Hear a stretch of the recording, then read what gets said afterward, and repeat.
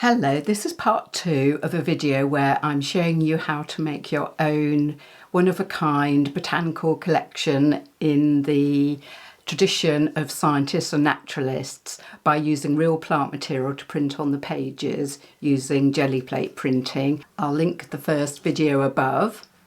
So in this video we're going to make the cover for our book and decorate it, and then we're going to attach the pages, and then we're going to add some ephemera and some found objects inside the envelopes, and then we'll have a unique book that's showing either our walk or a place or your garden or a park or anywhere that you've decided to collect your plant material from.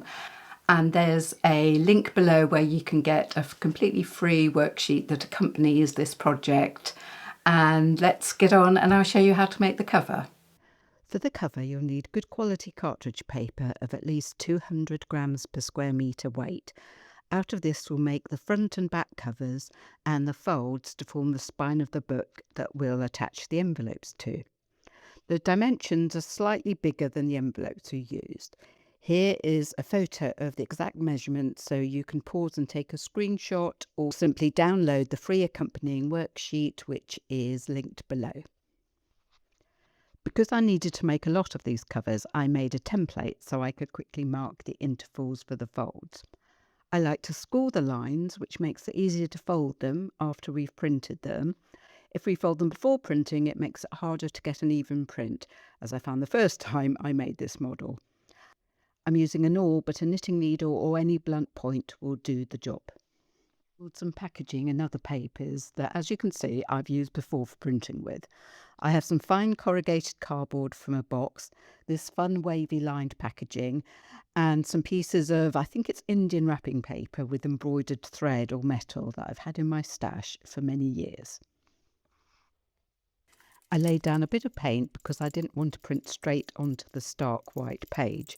This I did with the combination of printing from the jelly plate and using the roller directly on the page, thereby painting both sides in one go. I'm using the remains of the paint in the mini tins that I took with me to London when I gave the workshop.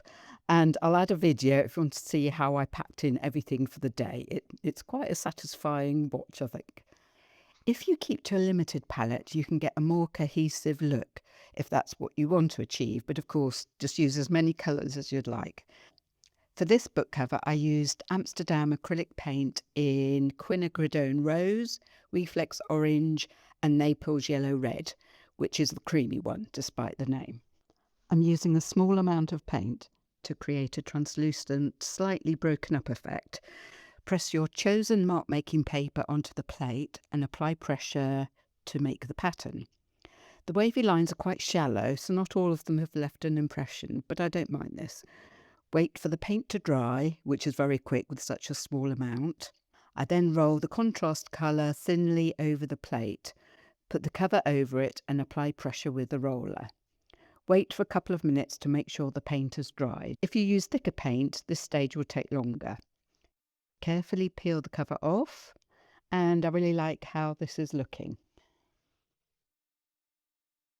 I'll speed up showing you how I carry on in the same way to cover all of this side.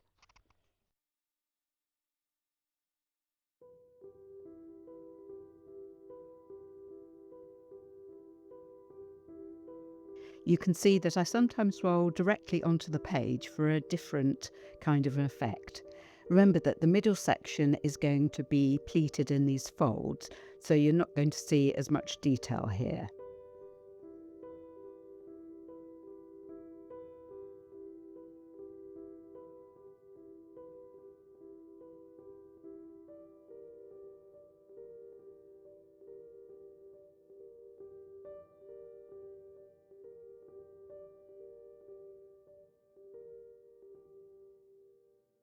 I thought I'd contrast the wavy lines by using some of the straight line marks for the other side of the cover.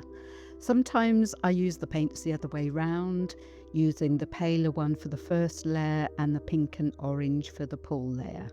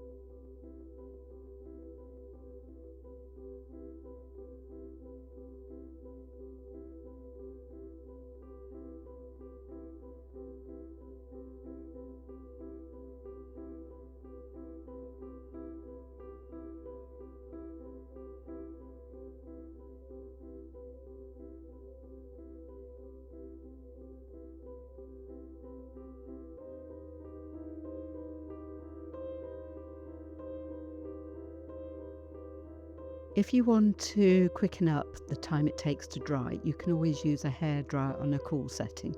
Just be careful not to hold it too close to the plate itself. Now I'm using the metal embossed paper as a contrast pattern. Because the metal is very thin, the result is a little bit distressed, but as that's the effect I'm going for, I don't mind. And actually this is the section in the middle that's going to be folded.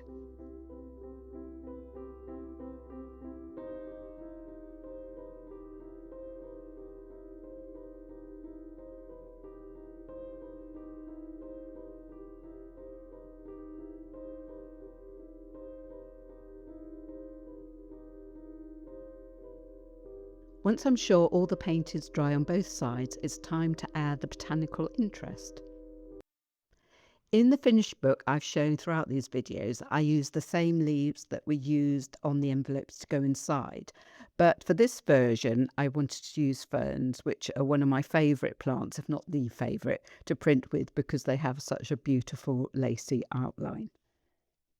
The same black acrylic paint that I used in the first video for printing the envelopes, and it's a very similar method. I just wanted to add though that I do sometimes use acrylic medium to transfer the print, as the medium will dry translucent and I'm not adding any colour, and sometimes the paint just dries very quickly. I think it was a warm day when I was doing this, so the leaf print was drying very quickly and I knew I wouldn't be able to do a direct print from it without losing some of the detail. I actually tend to use this textile medium just because it comes in a bottle and it's convenient squirting it, but most mediums will work for this. They come in all sorts of thicknesses. Yeah, this one is a bit more fluid than regular acrylic paint, so I tend to leave it a little longer, and I'll quite often put a book or two on top to help with extra pressure. Alternatively, you can just be quicker and make sure you're in a cooler place and transfer the black paint while it's still wet.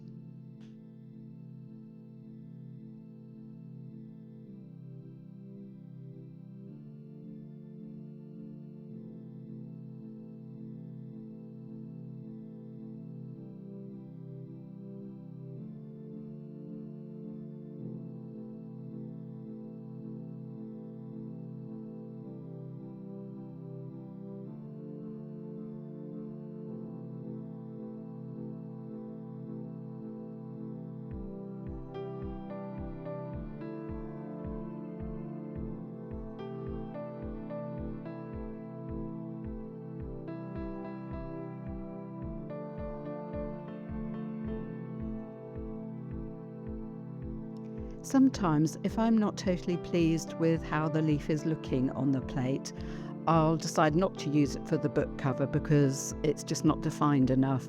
So I'll just print it onto my spare paper and it can be used for collage instead.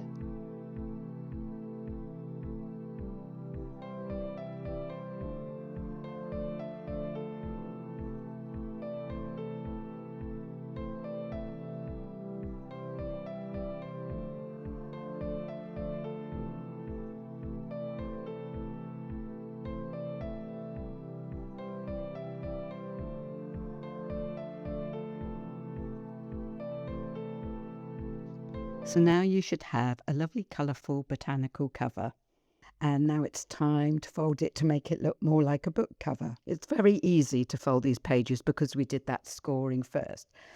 but I do use a bone folder, or if I can't find that, I'll use the handle of a pair of scissors just to add a bit of pressure and to make sure that the folds are really nice and crisp. This now gives us 5 places to attach our envelopes. We're now going back to the original book that you would have seen in the first video. And I'm folding the flap of each envelope back on itself to make the perfect size hinge. These particular envelopes, and I'll link them below, also have a convenient self-adhesive strip to attach them.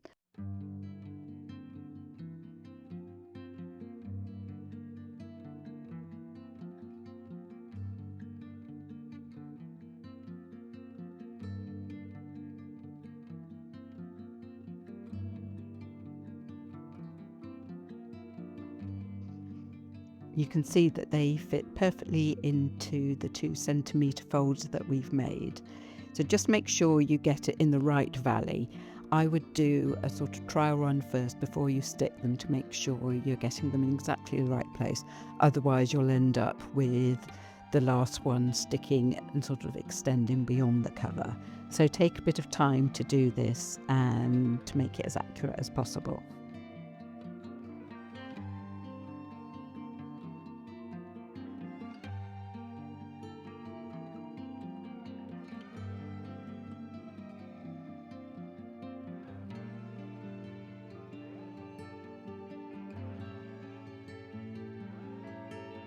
But where we added that extra fold, I'm applying glue stick in order to make a more robust attachment.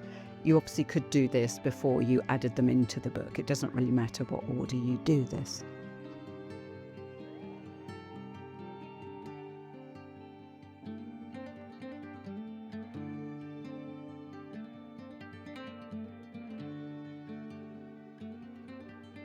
So now you have your finished book, and it's time to add some extra embellishments into the pockets. Here are some suggestions of what you can use.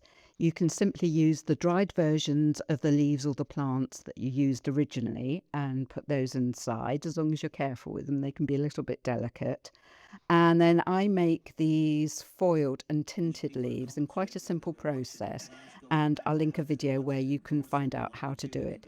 It's about Christmas cards, but the same method applies.